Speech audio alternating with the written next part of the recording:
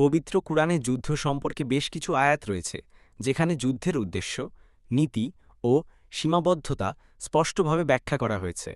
ইসলাম যুদ্ধকে অনুমোদন করে শুধুমাত্র ন্যায়সঙ্গত পরিস্থিতিতে, যেমন আত্মরক্ষা, নিপীড়নের বিরুদ্ধে লড়াই এবং নিরীহদের রক্ষা করার জন্য। আল্লাহ তাআলা পবিত্র কুরআনে বলেন, যে বা যারা যুদ্ধ আগে শুরু করে তারা অবিশ্বাসী। আল্লাহ যুদ্ধ ও অশান্তি পছন্দ করেন না।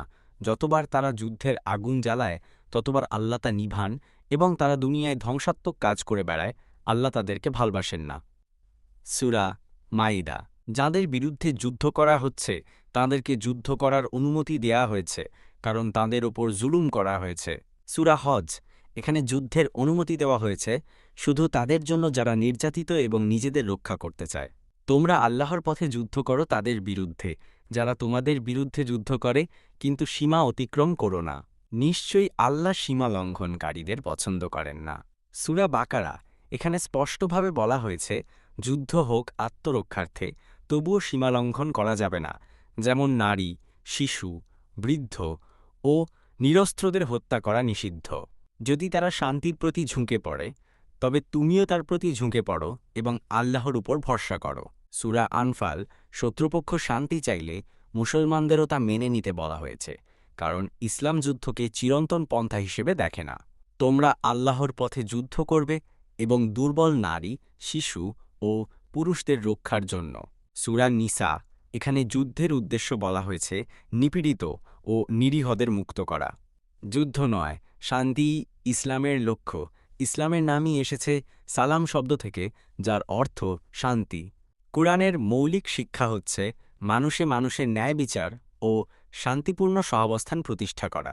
আমরা যদি রাসূলের জীবনী ভালোভাবে পর্যবেক্ষণ করি, তাহলে এই সত্যই প্রকাশ পায় যে যখন কোনো উপায় থাকত না, তখনই কেবল যুদ্ধকে একটি রক্ষণাত্মক কৌশল হিসাবে প্রয়োগ করা হতো। রাসূল সাল্লাল্লাহু আলাইহি ওয়াসাল্লামের কাছে সুদীর্ঘ ২৩ বছর ধরে আল্লাহর ওহী আসে। ওহী আসার প্রথম ১৩ বছর মুসলিমরা সংখ্যালঘু হিসাবে মক্কায় পৌত্তলিকদের অধীনে ছিল। তখন মুসলমানরা টাকা পয়সা লুট হওয়া থেকে শুরু করে শারীরিক নির্যাতনে মারা যায় অনেক মুসলমান। এই দীর্ঘ ১৩ বছর মুসলিমরা সংঘর্ষের পথ এড়িয়ে চলে এবং সবসময় এই মূর্তি পূজারীদের বলত শান্তির পথে চলতে।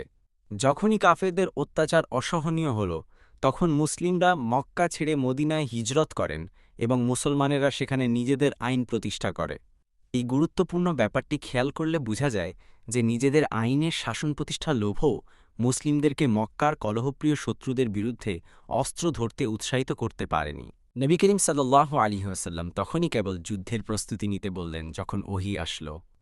যুদ্ধের অনুমতি দেয়া হলো তাদেরকে যারা আক্রান্ত, কারণ তাদের প্রতি অত্যাচার করা হয়েছে।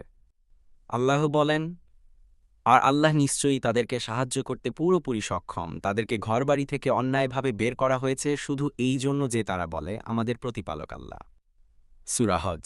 যুদ্ধের ওহী অবতীর্ণ হওয়ার পর মুসলমান এবং অবিশ্বাসীদের মধ্যে কয়েকবার সংঘর্ষ হয়, কিন্তু একটি কথা লক্ষ্যের বিষয় যে মুসলমানরা যুদ্ধের জন্য কখনই প্ররোচনা দেয়নি। বরং নবী করিম সাল্লাল্লাহু আলাইহি ওয়াসাল্লাম সবার মধ্যে শান্তি ও নিরাপত্তা প্রতিষ্ঠার জন্য তাদের সাথে সন্ধি চুক্তি করেন, যা হুদায়বিয়ার সন্ধি নামে খ্যাত। এই চুক্তির সময় রাসূল সাল্লাল্লাহু আলাইহি ওয়াসাল্লাম কাফেরদের প্রায় সব দাবি মেনে নিয়েছিলেন, কিন্তু চুক্তির শর্ত ভঙ্গ করে আবারও শত্রুতা শুরু করে যে দল, তারা ছিল কাফেরেরাই, মুসলিমরা নয়। আল্লাহ মুসলমানদেরকে যুদ্ধ করার অনুমতি দিলেন আত্মরক্ষার কৌশল হিসাবে।